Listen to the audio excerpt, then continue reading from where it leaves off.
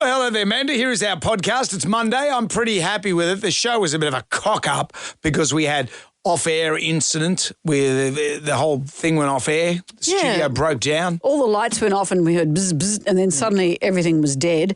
And then someone could smell burning out there, which was electrical burning. That was me coming up with an idea. Oh, no wonder we didn't recognise the smell. We lost some people over the weekend. We lost our beloved colleague, Ronnie Sparks. We talk about him. We lost Richard Simmons, who changed the face of exercise. The exercise dude.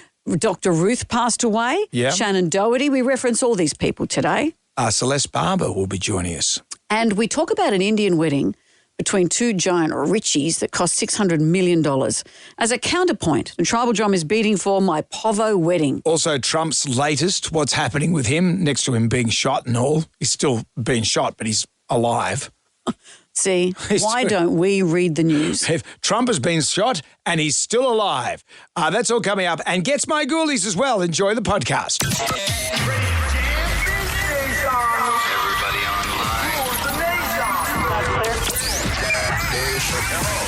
Right now, by the miracle of recording, we had so many requests for them to do it again. Mistress Amanda. Miss Keller. Amanda. Doesn't work alone. Wow, this is fantastic. Her friend is in a back room making the tools of the trade. I've heard them describe him as a drunken idiot. Sorry, I've been drinking beer. The legendary pirate Jonesy and Amanda the actress. Hello, Wiggles. Congratulations, Mandy. We're on the radio right now. What is it, you face? Jonesy and Amanda, you're doing a great job. You have no empathy for anyone but yourself, you giant tool. Now's the time to hear good radio. Sorry, a bit of a tongue twist there. What are you, an idiot? Jonesy and Amanda are here. It's showtime, a-holes. We're on the air.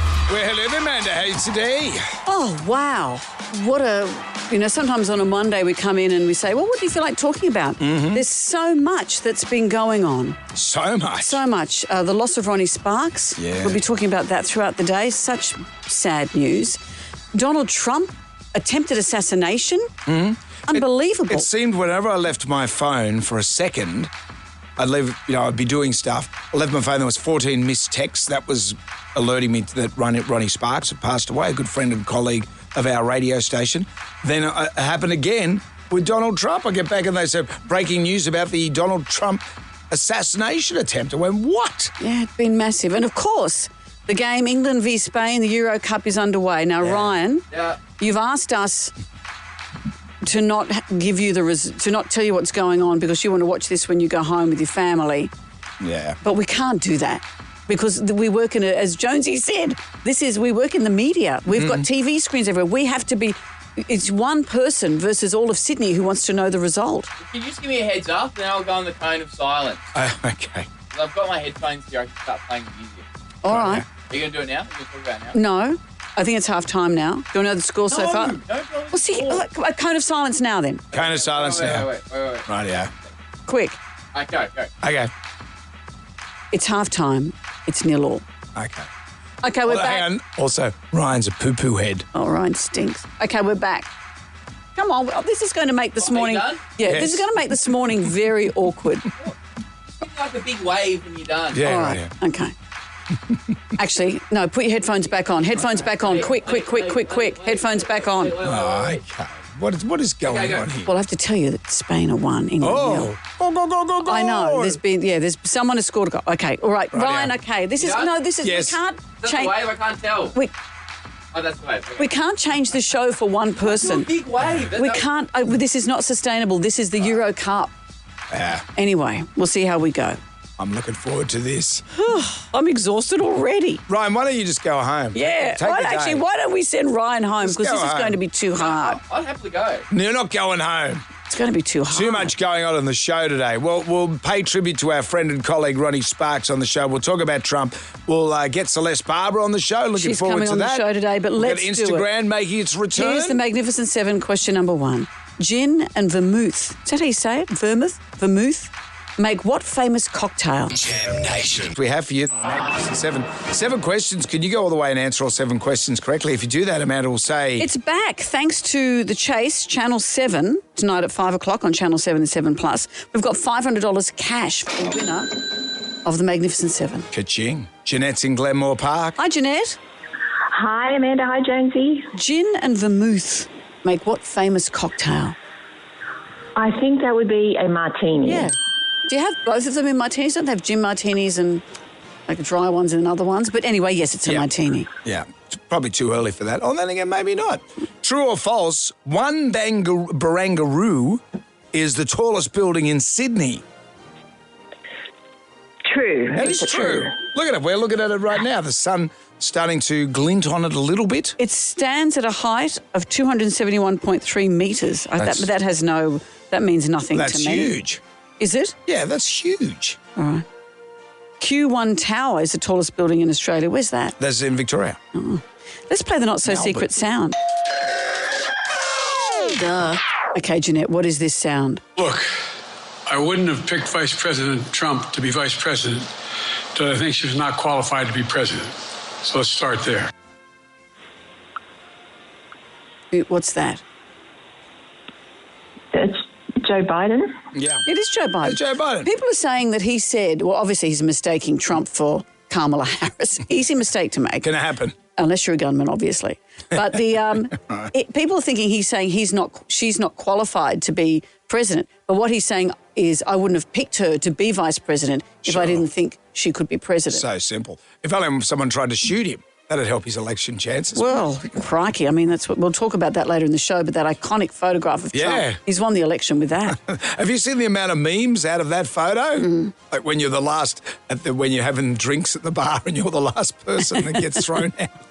Question number 4. Okay, now please don't say the score out loud because Ryan's listening. Do I need to go on the cone of silence? Go on the cone of silence because I might mention it. Okay, Oh, this is so time-consuming. Come on, quick. You in? Wait. He's putting his headphones on. He's listening to background music.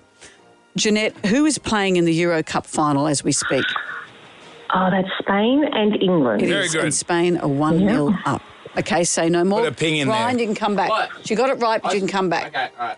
She also said you're a poo-poo head. What? No, I said that. What does the Gen Z slang word drip refer to? The slang word drip. Yeah, they say, hey, man, Jeanette's got some good drip going on. Oh, I think that means it's pretty cool. Is that right? Oh, sorry, Jeanette. No, it's more specific than Well, that's where we leave it at question number 5. Jonesy and Amanda. Sam Nation. Podcast. Hey, Ryan. Yeah. I just want to give an update. What are you doing this for? Well, Brendan, the Euro Cup is on. I know, the Euro Cup is on, but the people... I'm not done. Do we have to do this each time? Okay. People aren't going to be listening to us for the score, is what I'm saying. Well, it's a big deal, this is Brendan. Whether folly. you like it or not, I know it's a big deal. But what I'm saying is we've got... Okay, for those that have just joined us, Jem Rai, who works for us, loosely... A media organisation. Has decided he's going to go home and watch the game with his brother and his dad. So they've recorded it. Now he's locked himself in a little cone of silence. I'm going to tell you the score so far. Okay. We're 65 minutes into the game. Spain 1, England 0. I just want to give you an update because I work in the media and it's a big deal. I can't tell. Finished. Yeah. This is so tiresome. This is a big morning for people. Yes, it is tiresome. We're into the Magnificent 7 and we're up to question number 5. It's going to Michael in Penrith. Hello, Michael. Morning, guys. How are we? Very well. What does the term drip refer to in terms of Gen Z slang? Clothing. Yeah. Let's play the chase question.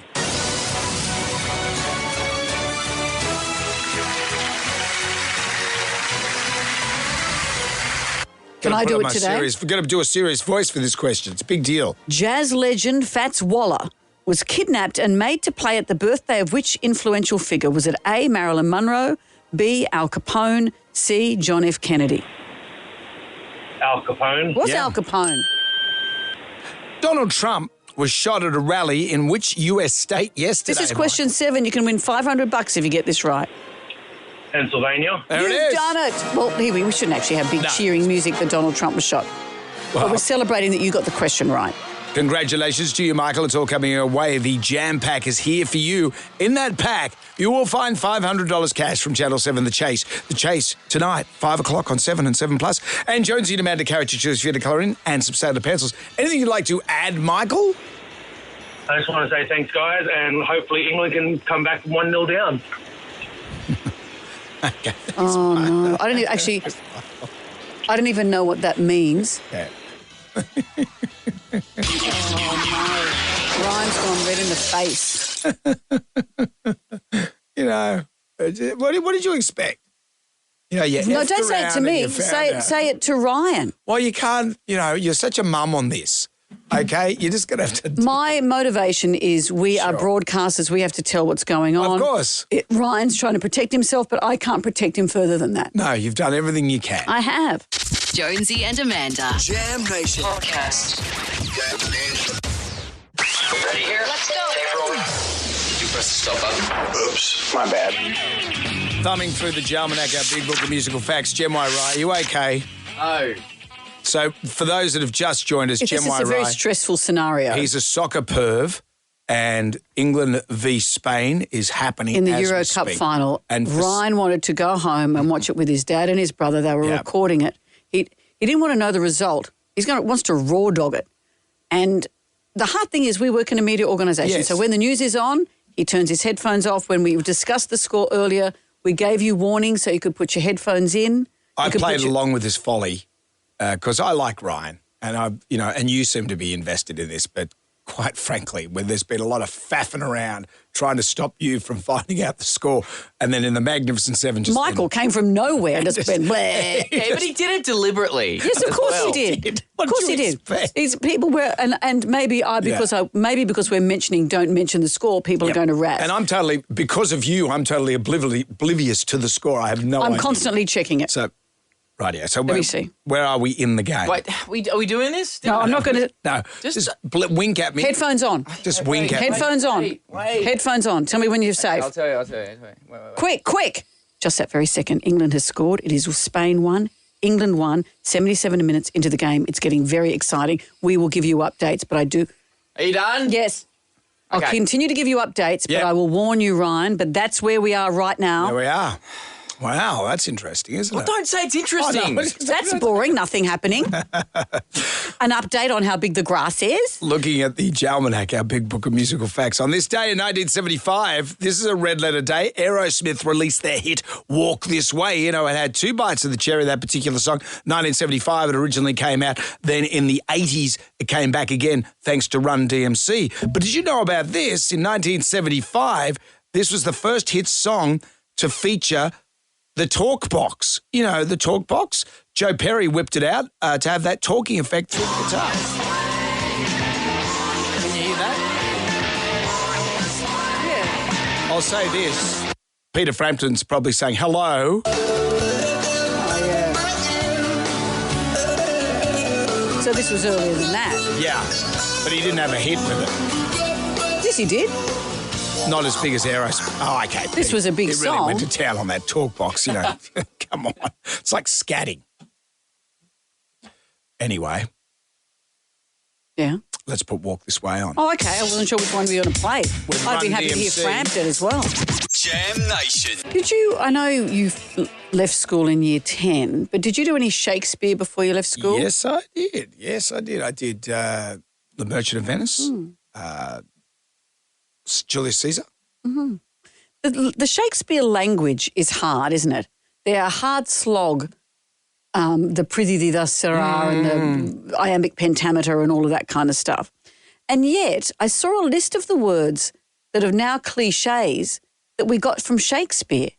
Quite extraordinary. I'll take you through. These are things we say today that came from Shakespeare. Knock, knock, who's there? Oh. In a pickle. Yep. Set your teeth on edge. Heart of gold. There's a stack of them, so I'll just run through them. So, good riddance, send him packing, come what may, fight fire with fire, lie low, faint-hearted, bated breath, wear your heart on your sleeve, not slept one wink, full circle, out of the jaws of death, too much of a good thing, wild goose chase, love is blind, dead as a doornail, heart of hearts, seen better days, green-eyed monster, the world's my oyster, a sorry sight, be all end all, vanish into thin air, make your hair stand on end, naked truth. These are all expressions that we have from Shakespeare. You know, because I've come up with expressions. Oh, you have not. I have. You have not. You once told me that a bit from column A and a bit from column B was something that you made up. That was... not true. Then you said you got it from Mad Magazine. Yeah, well... And even they... I brought it to the parlons. Oh, bullshit. Don't make me swear. You got what a about bit this? from column A and a bit from column B into the English language because you said it one day at the pub. What about at least Ned Kelly wore a mask? You didn't make that up. That's mine.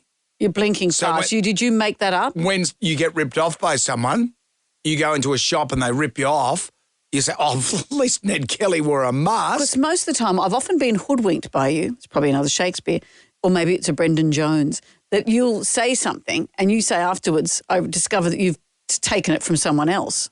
Well, I say it with conviction. So possibly that's... Possibly that's true. Possibly. Well, who else is there? Well, that's the thing. There's Shakespeare, then there's me. Who else? Who are the new people coming through with all the sayings in 100 years' time? In 100 years' time, the richness of Shakespeare, let's look to the teachings of Married at First Sight and the richness of the language. 100%. 100%. 100%. 100%. And? 2,000%. Yeah. She was an outlier. At least Ned Kelly wore a mask. I don't believe that's yours. That's mine, baby. Oh, you're blushing. Jonesy and Amanda's Jam Nation podcast. We lost a lot of people over the weekend. Oh, Richard Simmons passed away. Yeah. Hey, I want to dance with somebody. Hi! He revolutionised exercise and fitness. He was, and I heard the podcast about him searching for Richard Simmons, I think it was called, because he became reclusive in recent years. Mm-hmm. He passed away at the age of 76. Also, Dr. Ruth Westheimer passed known as away. Dr. Ruth. She was 90 years old. Or 96. She revolutionised the way people spoke about sex. She was all about sex. I do believe in let's make love instead of let's make war. Yeah. Right on, sister. Started there. Shannon Doherty. She was only 53. She's had cancer, as we know. She was from, she was in Charmed. She was in 90210. Yep. She's had a long battle with cancer. Remember we caught up with her a few years ago. We had a great chat. She was here for one of those Comic-Con things. Did you ever keep a Brenda Walsh doll? I don't. You don't have one? I don't have one, no. I never got one. But I sign them quite a bit. I'm horrible. I don't keep any memorabilia at all. I don't have like a vanity wall with, magazine covers or dolls or any of that. So I don't think I would ever buy one. Man, you should come to my place. I've got a replica peach pit set up in my... and I've actually got... It's actual size. I've actually got Jason Priestley in there at the moment. Nice. He's just hanging out good there. For you. Well, Jason likes it. He's happy. Well, Shannon, it's great to talk to you and just good luck with everything. I know that you're going through stuff at the moment, but our thoughts are with you. Oh, thanks. That means the absolute world to me. I really appreciate it. She was only lovely. 53. Only 53. And, of course, over the weekend, we lost a wonderful colleague of ours, Ronnie Sparks. We will talk about him later on the program as well, and we'll talk to Charlie Fox, our old boss, who worked with him for many years. But what a fabulous guy Ronnie was. He really was impressive, and his career had spanned so many years over the Australian radio landscape. And from our new building, it's fitting that we're looking down upon the 2SM building. That's where Ronnie Sparks that's where he used to broadcast. And 2SM rocked, and I remember listening to him, and he was everything. But the length of breadth of Ronnie Sparks' career is right here in 88 seconds. What we're going to do right here is go back into time. One of the Soul Sisters from way back. OBC Gold from 1965. Brr, brr, brr, brr. What a day. It's still cold outside. It's Ronnie Sparks here at 3:08 at 2SM. Welcome to Countdown. Thanks, Gav. Hi, ABC TV. I'm Ronnie Sparks. I'm your host for Countdown tonight. It's 12 o'clock in Southern California. From the Capital Radio Network, 6IX, the new 2UW Super Lou. This is Ronnie Sparks in Memphis for the funeral of Elvis Presley. Triple M is Sydney's Rock of the 90s. Coming up on Channel 10's Police Camera Action tonight. John Laws has been beaten in the radio ratings by Today FM's Ronnie Sparks. Newly crowned king of morning radio, Ronnie Sparks. In breaking news, Sydney radio personality Ronnie Sparks has been fired by Today FM. But wait, Ron, there's more. Hi, Sydney. I'm back. WSFM is my station. This is a Grundy television production for the 7 Network Australia. Ronnie Sparks speaking. Wow, it doesn't really do him justice. That's why we'll have Charlie Fox on a little bit later. I got goosebumps. We miss him. Yeah. What an amazing guy, and we'll talk further about and that. to the Sparks family as well. Jam Nation. Moving into the ground right now. Who wants some free money? Instant. Going fast. Moolah. I like the sound of that. Jonesy and Amanda's. Anyway, you've got 10 questions, 60 seconds on the clock. You can pass if you don't know an answer. We'll come back to that question if time permits. You get all the questions right, $1,000. This is what happened on Friday. And we say, you know what, you can go with $1,000 or do you want to play double or nothing? $2,000 for one bonus question. Sandra's in Hurstville. Hi, Sandra. Oh, hi. Hi, guys. How are you? Very well. Let's see if we can give money away again. We did it Friday. Let's see what we can do for you. 10 questions, 60 seconds. The best strategy, if you're not sure, say pass, because we usually have time to come back, okay? Okay, thank you. Sandra, good luck, because here we go. Question number 1. A baby sheep is called a what? Lamb. Question 2. How many seasons in a year? 4. Question 3. What is New South Wales state flower? Waratah. Question 4. Spotlight is known for selling what? Haberdashery. Curtains. Question 5. True or false? A shark is a mammal. True. Oh, no, it's false. Mammals are warm-blooded. Yeah, sharks are cold-blooded. Oh, no. Cold-blooded fish.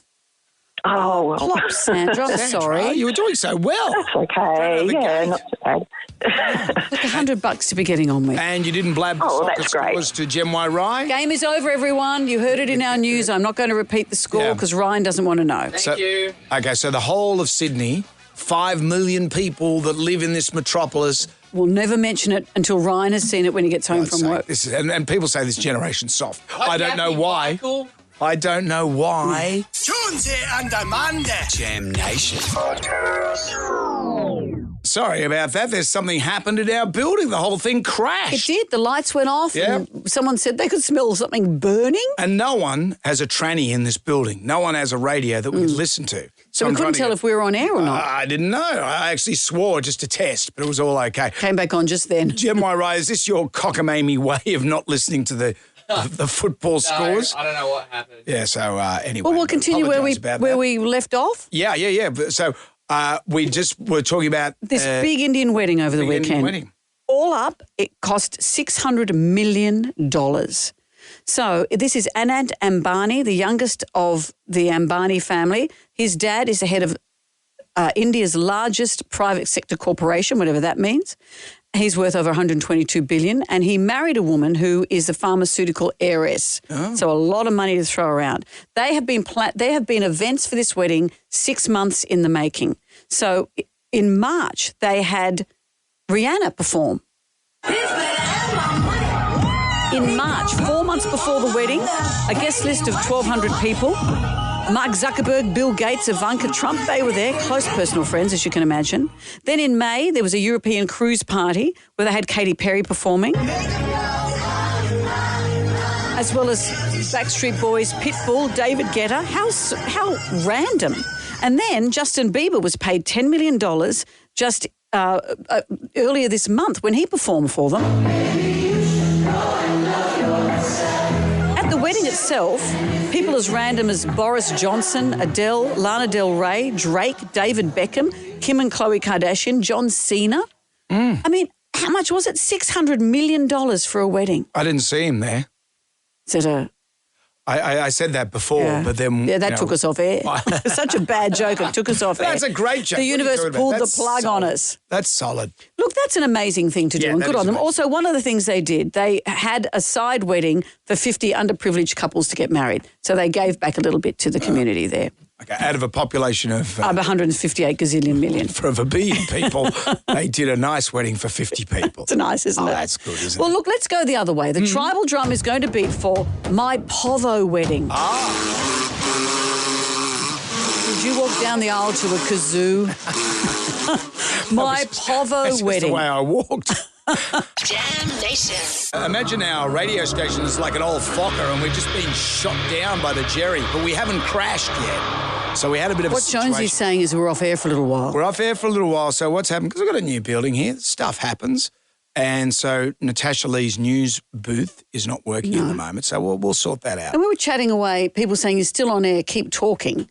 And then we were saying, well, what's going on? And then we thought, have we sworn through here? Because we thought we were off air. Yep. So apologies if you heard anything. I thought it was an elaborate way for Gem Y Ryan not to hear the soccer Euro scores. score. But that is not the case. No, it wasn't me. You didn't Homer Simpson the desk, did you, mate? No. No. Well, what we have been talking about is a $600 million Indian wedding that took place over the weekend. That's been big plans in the making since earlier this year. They've had big stars performing, $10 million they've been paid. We've had Justin Bieber, Rihanna, Katy Perry, Backstreet Boys, Pitbull. Imagine having Pitbull play at your wedding. David Guetta. People, obviously the bride and groom don't know them, but they're mega wealthy. It'd be a good gig to get along to. Justin Bieber, $10 million, you don't have to do anything else. Imagine at your own wedding, though. You look up and there's the Kardashians and there's Mark Zuckerberg. Yep. And, there's Bill Clinton. Tim the Demtel man. He'd be there. He'd be there. It'd be good for the gifts. Yeah. He'd get some steak knives. Some of the people from maths, obviously, were going to be there. Of course. So $600 million was spent on this wedding. We thought we'd go the other way. My Povo wedding. Trouble Speedy for this. Who doesn't like a kazoo at their entrance? Is that how you play it? Trev. Hello, Trev. I blame us because we got off air. G'day. Trev has joined Tell us about your Povo wedding, Trev. Well, it's 43 years ago. I just come back from overseas with no money. My wife was abandoned by parents at a young age. They had no money. So Mum made club sandwiches. They bought the material for the wedding dress from Pollock and Milne for $60, and Mum made the dress. And we just had close family, about 50 people at my sister's farm. We just got married on my sister's farm. We played, we met everybody at the door, had a tape recorder playing the music. And that's about the size of the cost of our wedding. And 43 years later, we're still going strong. Still married. Do you have a denomination amount? What did that cost you all up? Oh, probably about $100. That's pretty good. Yeah. Got $60 for the material, and there was no other cost. The wedding car was my best mate's car. Yep. We just put a ribbon on it.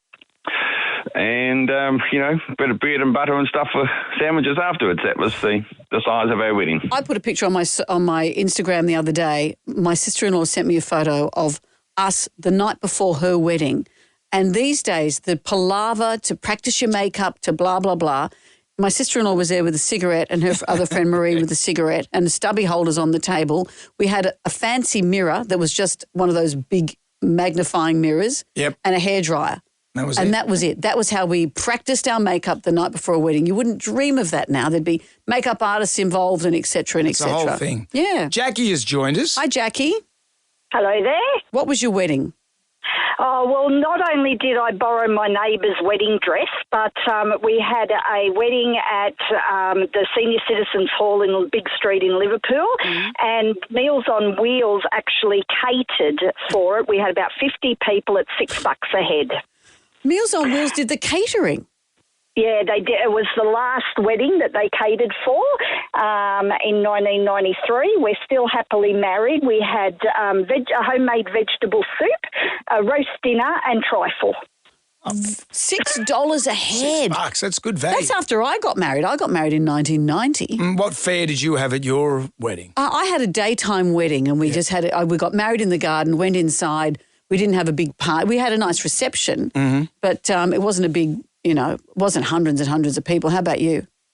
Mine was huge. It was like an Aussie version of a Greek wedding. Everyone was there. Why? Because it was the first wedding in our family. Oh, so everyone went nuts. So you had cousins. You had cousins. There was like 120 people there. Yeah. There was this guy, one of Helen's friends brought a boyfriend along, and he looked like a roadie from Black Sabbath. And he called me Jeff.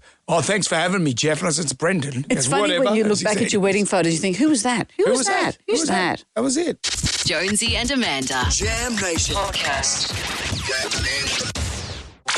Okay, we checked all 4 systems and team with a go. Well, there goes nothing. Well, everyone was there.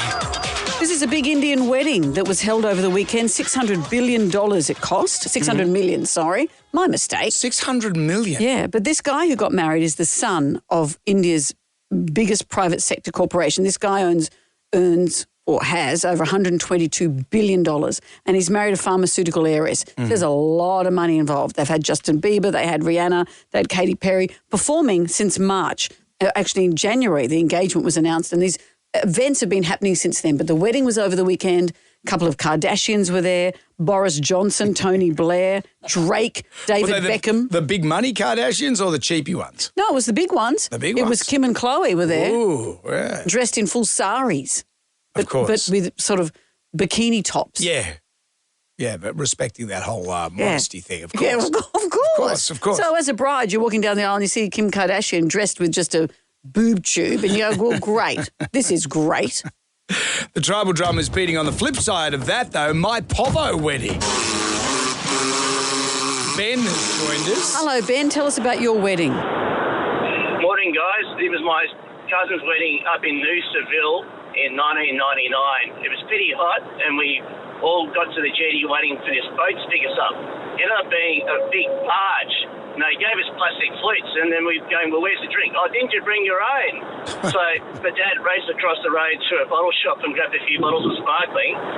After the wedding service, we then were told to walk about a kilometre uphill to the reception venue, which was an old A-frame restaurant. Got there, candlelit, looked beautiful. Oh, no, guys, you're upstairs in the attic. This is booked for a function.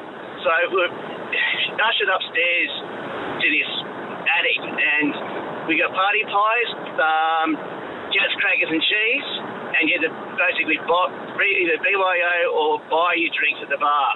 Not a cent spent on us. Wow. That's great. Wow. You know, that's the other extreme, isn't it? Party pies, though. I know. Well, yeah, but buy your own drinks and Jack's crackers in the attic. I love that novel. I'm not looking up the Urban Dictionary on that one. Debbie's joined us. Hello, Debbie. Tell us about your wedding.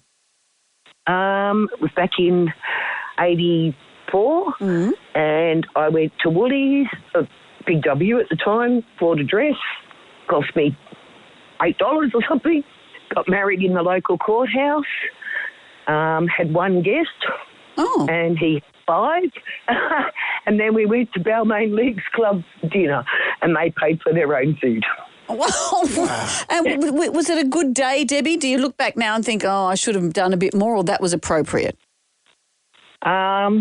It was appropriate for the time. But Debbie, you are the instigator of this. Debbie, you are the instigator of this. It was your wedding. Yeah. Yeah. So when you say... So the only person you can blame is Debbie. Well, yeah, but Debbie may be thinking, maybe I should have bought someone a drink. Do you have regret, Debbie? Yeah, no, not really.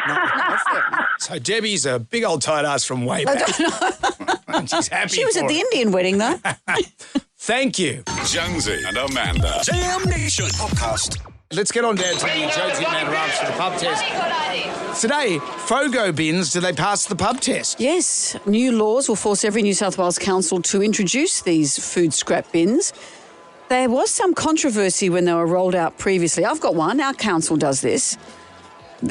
I think it was in the Inner West Council introduced this a little while ago, but they retracted because along with this, they changed the red bin collection to once a fortnight. And people said, well, you know, you've got nappies and a whole lot of stuff that you can't put in these Fogo bins. Sitting around for a fortnight is a disaster. So they're saying that this time around, the Fogo bin won't automatically result in red bin collections becoming more sporadic. That's what they're saying. So I've got a Fogo bin, and what it is, you pretty much keep it on your bench counter, I guess, and you put all kinds of things in. You can put meat, bones, paper towels. It says here you can put pet poo in. I didn't think you could. I think we were told that you couldn't. And so all these things, your food, your scraps, what they're saying is that this kind of Fogo recycling has changed things enormously. It has been, by 2030, it'll divert 1 million tonnes of food and garden waste from landfill, they're saying, every year.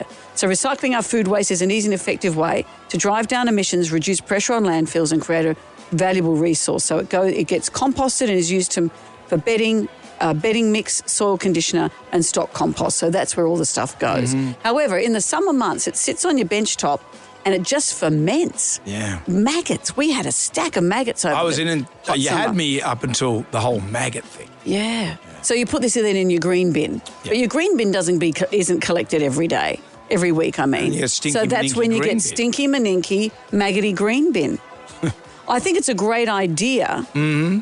But sometimes you think, I'd rather just have a bigger red bin and chuck it all in there. Yeah, let's go back to the 70s, how we used to recycle back then. How do you, which was none. Which was, yeah. How do you feel about this? Do you have one? Do you like it? Do you not like the idea? But it's going to be made compulsory. Fogo bins, do they pass the pub test? We'd love to hear from you. 13 WSFM is our number. In the meantime, we lost a friend and colleague of this radio station, Ronnie Sparks, passed away. Charlie Fox, who used to be our boss, is going to join us next, and we're going to have reflections of Ronnie coming up. Jam Nation. Very sad news for us. Ronnie Sparks, a much respected colleague of ours, passed away over the weekend. A man who worked with him is an old boss of ours, a man we respect enormously. His name is Charlie Fox. And Charlie and Ronnie's careers both took off in the 70s at the mighty 2SM. Mm-hmm. Charlie Fox, hello. Here he is. Good morning, you two. Good morning. What a sad time to be talking to you. You worked with Ronnie from the very beginning right through to just a couple of years ago. How are you feeling? Look, even though I knew he's been battling cancer for quite a long time, he was battling it when he was at WSFM, but he's a very private man, so he never told anybody. And I didn't know until we both left radio, and that's when we sort of started to become friends, and he told me then. So it's been quite a long, tough battle, and to be honest, he was in quite a bad way at the end, and it was one of those scenarios where it was probably best that he did pass, to be honest. Yeah. One of the things I remember most about Ronnie, and I just admired him so much for this, is the way he rode the whims of commercial radio. He'd been a mega star for many, many years. And when at WS, he was a day announcer, and he put everything into every bit of work he did. And he said to someone one day, I back announce Backman Turner Overdrive every day, and every day I make it fresh and I do my best. And when I first started working with him, I took that on board because consistency and passion, doesn't matter what role you're playing, was so admirable. I just admired him so much. Yes, he was literally the only guy I know that really understood radio well. He was inspired by the Americans, but he took it to new levels, and that's a perfect example of what he was like. If you go back through the history books, I joined 2SM in 1972 to work in the commercial department. Ronnie was the drive jock, long hair, Monaro with extra wide wheels. He was super cool. He was number one in Sydney back then, and he has basically had more number one surveys than any music announcer in Australia. Wow. Yeah. And he did. He certainly brought a vibe, didn't he, Ronnie? Whenever he was on air, you just listened to him, and he brought that vibe.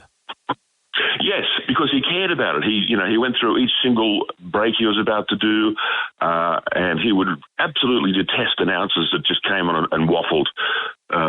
Quite often he would say to them, they'd come on and talk for 3 minutes about nothing. He'd go, do you really think people want to hear you for 3 minutes, or do they really want to hear their favourite song? Think about it. And it was a very, very good point. How dare you? How dare you? That's we waffle on. That's our job now, Charlie, as you know. It's all about content now. And that was the thing with Sparksy, off air, we talk about and stuff. And he was the funniest guy. And I used to say, you should be on Talkback Radio, just letting fly. And he used to say to me, it's not in me, that era of radio. And that was back in the day when you first started in radio. The big thing was just having all your stuff together. You had to play your records, you had to play your tapes, you had to do all that stuff. Bring the vibe. There was a million things you had to do. These days, you've got a computer that just pretty much runs and can do its own thing. But for Ronnie, he was the maestro at that sort of stuff. He was a media freak, and he had some fantastic events in his life. Like back at 2SM, he swapped with a station in San Francisco called KFRC. We got their guy who was called Marvelous Mark. Ronnie went over, and I know, right? And he went over and worked in San Francisco, and that was one of the times where he was the first person in America to play AC/DC, wow. Which was revolutionary. The first person in America, to actually hear it was on Ronnie's show in San Francisco. Wow. And he, interviewed famous people like Muhammad Ali and just, an incredible career. David Bowie hung up on him which I've never heard of before. What for? He did tell me the story, but I've forgotten it. I don't know what he did to offend Bowie. He was probably talking too long, like, you're talking too long, that's enough. Wrap it up, Bowie. But also Michael Jackson. He was hanging out with little Michael Jackson. And he reported from Elvis's funeral. I mean, he's like Highlander. Yes. That's exactly, yes, that's right. But my favourite Ronnie story just shows you how much he loved radio. He, in a gap between radio stations, he decided he really liked McDonald's corporate structure. So he decided he'd go and do the McDonald's University course, which he did. And they were so impressed with him, they offered him the Bondi Beach McDonald's, which, treasure trove. Yeah. And he didn't right take about them that up? time, right about that time, he got an offer from another radio station. He went, look, thanks, guys, but I'm going to stick to radio. And turned it down. Yeah. I know. We could learn, and he was great when I came over here from Triple M all those years ago, and this place was a lot different back then. Ronnie was like my biggest campaigner. He'd always be talking to management and saying, give this kid a go, give him a break. When they wanted to run me out of town and the listeners wanted to run me out of town, it was always Ronnie Sparks and would say, don't listen to them. They're trying to change the station. We're trying to get WS into a different sort of thing. Yeah, what a guy. And what a guy. He was a big supporter of you, Jonesy, except when you used to run too late and go. Jonesy and Amanda. Jam Nation. Podcast. We're not gonna take it. I want you to get up right now. I feel like I'm taking crazy pills. Go to your windows, open them, and stick your head out and yell, I'm as mad as hell. I'm not gonna take this anymore. Down at the Jonesy and Amanda Arms, the pub test today. Fogo bins, do they pass the pub test? Well, new laws are going to force every New South Wales council to introduce the food scrap bins. They rolled out in the Inner West recently, and they had to roll them back again because it was brought in tandem with a change to the red bin collection, which went from weekly to a fortnightly service. And people said, well, that's you can't do that because there's stuff like nappies and stuff you can't put in your Fogo, and that just stinks up your whatever. So, but now they are saying this won't interfere with the weekly collection of rubbish. I've got a Fogo bin. I've got it on my bench top. You can put bones, you can put meat, you can put paper. You can't. It says here you can put dog poo. I didn't think you could. I thought they said not to put them in those bags. I had a bit of FOMO that I was missing out on a Fogo. Yeah. The problem for me is, therefore, in the summer, it's just all those food scraps sitting there on your bench in that terrible heat we had. Maggots. And I put in my green bin out the front, maggots. But, I guess if you mix that with other rubbish, you don't notice it so much. But the idea, of course, is that this is going to mean less landfill, less, the food waste is an easy and effective way for this to be composted efficiently. How do you feel? Fogo bins, do they pass the pub test? We've had these Fogo bins for years. Amanda just said you can't put dog poo in. You can, but it needs to be wrapped in newspaper. And our green bins, the council actually give us environmentally friendly bags to put your green waste in, and then you put it in your green bin, which ours is collected weekly. And that's the Penrith Council. No, they don't. I've just emailed the council because they're introducing them in Parramatta. They've reduced our number of red bins, increased our number of yellow bins, and I point out to the council what's going to happen is if they haven't got enough room in the red bins, they're going to be putting the rubbish into the wrong bin, which doesn't help the collection service, and it doesn't help me if they just put the rubbish in a bag on top of the bins. Yes, they do pass the pub test, and they have them on your bench in summer. You just have to change the bag over more frequently and put it outside.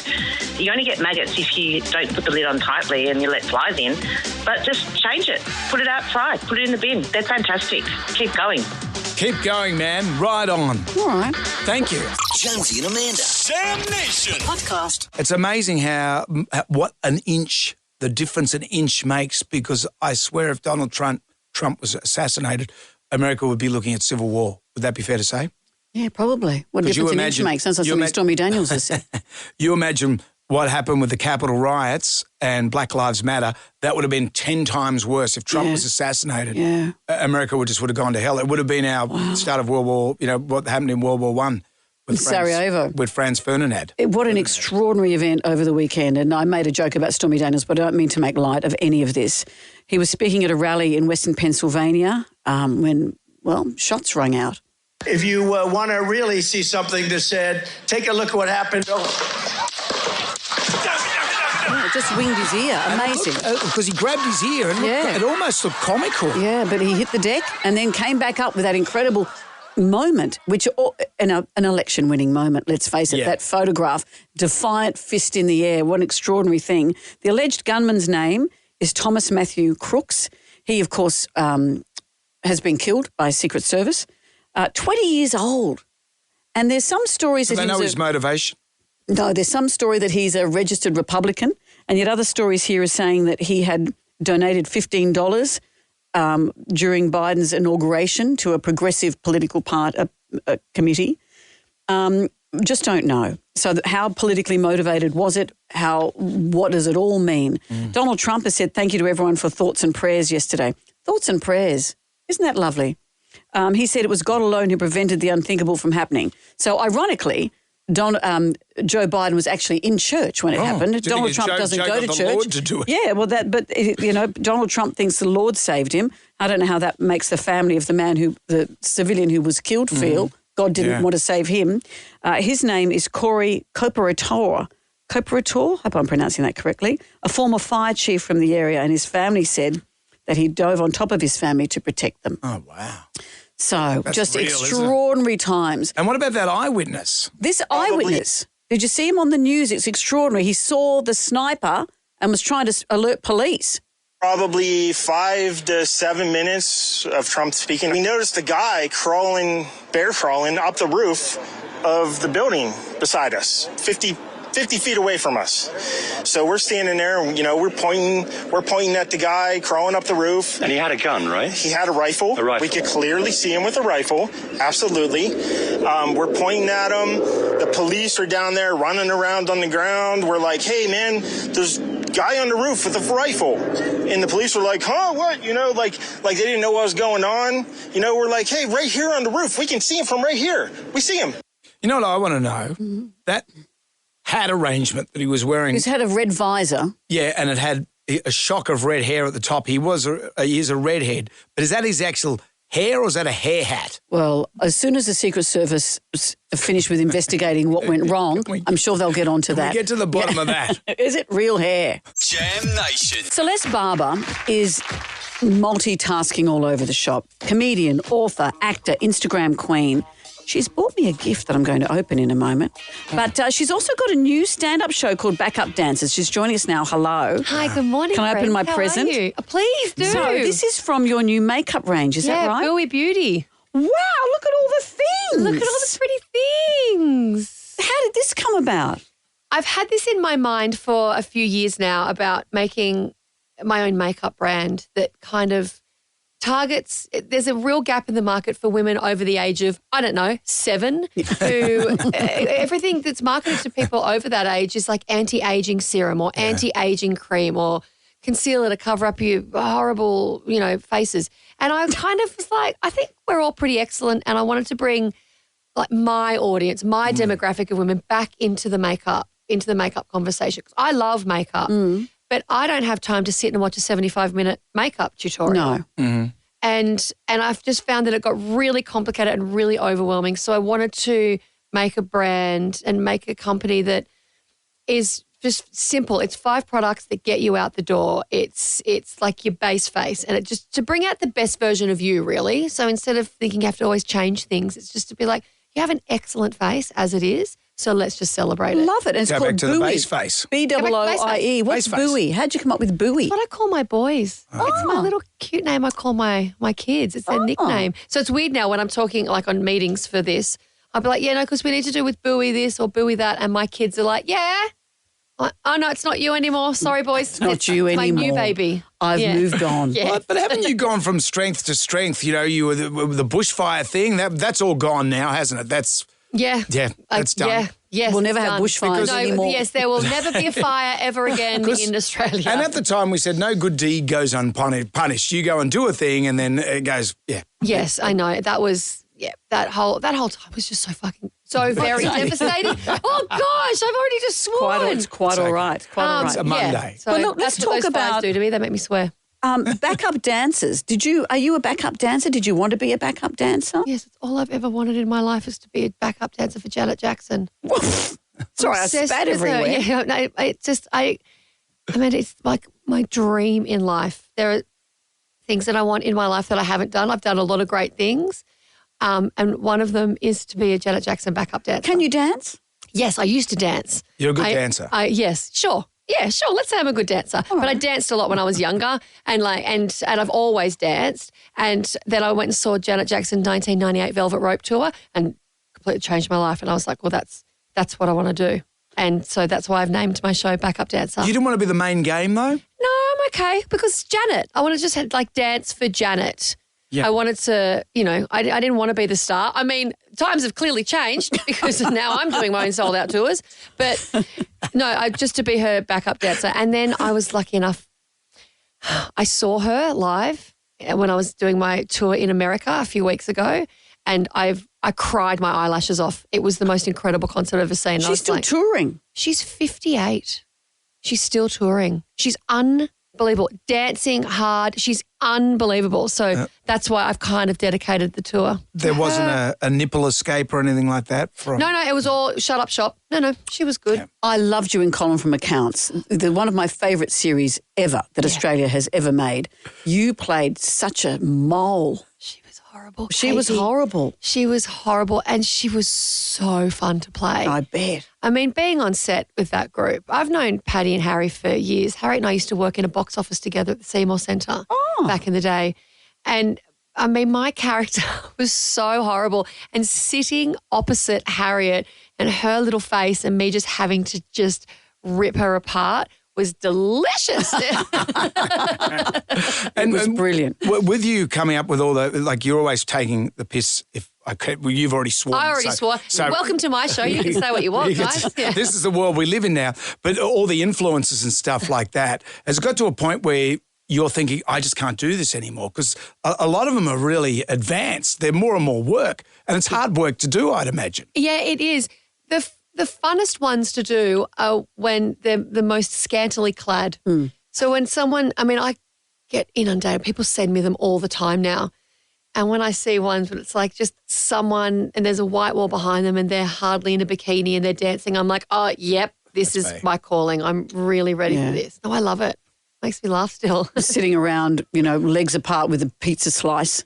Yeah. That's how you want to live. I hope that's a pizza slice. But then the captions it's been a long day in the office, got to get the kids from school. That's not what's happening here. No, that's not what's happening. What's going on? Because that's the whole thirst trap thing, isn't it? Yeah, which, look, I've got time for. That's the thing. I don't ever want it to stop because then I don't have anything. I'd like you to get onto the what I eat in a day mentals. Oh, yeah. Oh, yeah. Yeah, there's a lot of weird ones. People eat raw meat at breakfast and just slabs of butter at lunch. And they're these rake-thin supermodels. Yeah, I've seen that as well. But yeah, I've seen one that's like, this is what Kendall Jenner eats in a day or something. And they put the time up, and by 8 o'clock, she's had a full rack of ribs. She's had 4 burgers. If. I don't know if that's right. As if. Yeah. Okay. Well, anything you turn your hand to, we want to see. Oh, thanks. Anything. Molly. Maybe the aftermath. Maybe that's the next thing of the influencers. So it's what Sitting they on the eat. toilet. Yeah. The other end. Measuring the stools. Maybe that'd be the name of my next stand-up show, Celeste Barber, the other end. Well, get your tickets to Backup Dancer now at celestebarber.com. I'm not too jazzed that Amanda got a present. I'm going to go home and play with all this stuff. I love it. You're welcome to try it. Sure. Absolutely. I need to get back to my base phase, but I'm already fighting 10 of the 7 possible signs of aging. Oh, yeah, don't fight them. You just got to lean into them. You've got to lean into them. You have to. I'm going to put on some lipstick as we talk. Yeah, Celeste, thank you for joining us. Thanks so much for having me. Nice to see you. Jonesy and Amanda. Jam Nation Podcast. Just thinking of that couple in India who both come from those big, mega rich families, and the wedding involved guest list that Kardashians and John Cena and Tony Blair, and you shake up a snow globe of famous people and everyone was at that wedding. This is sobering though. I saw this thing just last week. It says when you choose a life partner, you're choosing your eating companion for about 20,000 meals, your travel mate for 100 vacations, your retirement friend, your career cheerleader. You're hoping they're going to be these things. And someone whose day you'll hear about 18,000 times. Choose wisely, they say. Yeah, my wife can't even stand when I eat. What do you do? Just eating. You're making noise. Stop eating. Stop, Really? Well, I'm like a slug. I've got to... Use osmosis. Use osmosis to get the food in. Really? Yeah. What about this? They've asked a whole lot of wedding event coordinators and celebrants, etc., what are some red flags and can you tell on a wedding day or even in the lead up whether a couple's going to make it? And they've said the biggest red flag, and I want to ask you this, have you seen this at weddings? They do it in America. I don't know if we do it here, called the cake smash, where the newly crowned, so what they're called, newlywed husband and wife, they're cutting the cake. Oh, and then they munch it into each other's faces. Yeah, I don't know. Apparently, that is a giant red flag. Recently, an anonymous woman shared that she'd ended her marriage a day after her nuptials, after the groom went against her request and smashed her face into the cake. This was a Reddit thread. So wedding industry professionals said that this is the biggest thing. This is the bad omen. One photographer said, I swear that all of the couples that have split up have smashed the cake into their partner's face. I just don't get it. Because it says here, most often when guests start cheering you on, there's an interesting thing that happens. The groom's adrenaline spikes and they tend to overdo it with the momentum of the smash and the cheering of the crowd. So it leaves, you spend all that time having your hair and makeup done, a beautiful dress. It leaves a cakey mess in the bride's hair, her dress, and unfortunately it can ruin the bride's night. A psychologist has said if it occurs without mutual agreement, or when one partner feels uncomfortable and it happens anyway, or you're too aggressive with it, this can highlight issues of control, disrespect and disregard for boundaries. Well, that makes sense. Yeah. I mean, who has gone to all that trouble to look lovely on your wedding day? Does someone smash a cake in your face? It's like being a politician and being egged or have a pie in your face. To have your significant other do it, I don't understand it. Just stick with the traditional shoey. Shoey. That's good. Yeah. Put that on your list, Brendan. Let me see, red flag, shoey. Yes, it's there. Jonesy and Amanda's Jam Nation podcast. Everybody shout! Come on now, sing out! It's time for the Ghoulies get together. $20,000, our favourite ghoulie of the year. We're in the second half of the year. Someone's going to win $20,000 for delighting us with a ghoulie, thanks to Hair and Forbes Machinery House. What have we got today? You know what gets my ghoulies? I boil a jug to make 2 cups of tea or 2 cups of coffee, and I get the first one poured, the second one half fills, so I've got to reboil the jug again. That's what gets my ghoulies. Yeah. Yeah, you'd think after the first time, though, you'd judge how much you need to put in. No one, the water fairy has stolen the water. What's that water fairy up to now? Got to put some more in. What else have we got? What gets my ghoulies is when my 19-year-old daughter begs to borrow my car, even though she's got her own, and brings it home on empty and doesn't even tell me. And then I get in the car the next morning to go and get a coffee and some fresh bread to make her lunch, and the car's dead empty. Yeah. That's happened many times. My car ran out of fuel and my daughter said, oh, no, it's okay. It's you using it. I said, I just shut the door. But the car ran out of fuel, me shutting the door. That's all it took. Out with the bad, in with the good. If you dipped out, doesn't matter. You can always contact us via the iHeartRadio app. It's 4 to 9.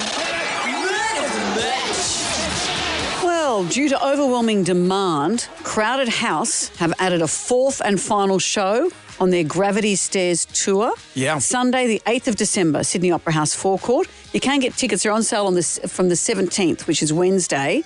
Head to livenation.com.au. Our man of the match today, and Jem Rai, who does work with us, has been sitting there with a little sooky face all morning. Well, he started the morning saying, I don't want to know the result of the Euro final, England v Spain, the big, big match. He didn't want to know, so he put his headphones in when sport was on. If I had an update, I said, put your headphones in, I'm about to tell an update.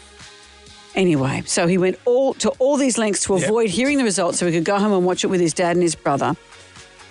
We thought we were going to be okay. And then in the Magnificent Seven, here came Michael from Penrith. Anything you'd like to add, Michael? I just want to say thanks, guys, and hopefully England can come back from 1-0 down. Why? I don't know. Why? Mate, you work Some people just want to watch the world burn, and that's Michael. But you work in the media. It was not that How hard. long Just can don't you tell keep me it a the secret? score. Yeah, there's TV screens all around us in here. He already won $500 for Mag 7. We're giving him more prizes now? Who's this guy? Ryan's face went red, went right, white, red, white, like the country's flag. Did too. Righto, you two. That's enough. Ugly Phil's next with WFM's greatest prize of all time. And if you want to get more from us, our cutting room floor is available for you. Listen on the iHeartRadio app or where you get all your good podcasts. We'll be back from 6 tonight for Jam Nation. See you then. Good day to you. Well, thank God that's over. Goodbye. Goodbye. Wipe the tears, baby, tears from your eyes. Catch Jonesy and Amanda's podcast on the iHeartRadio app or wherever you get your podcasts.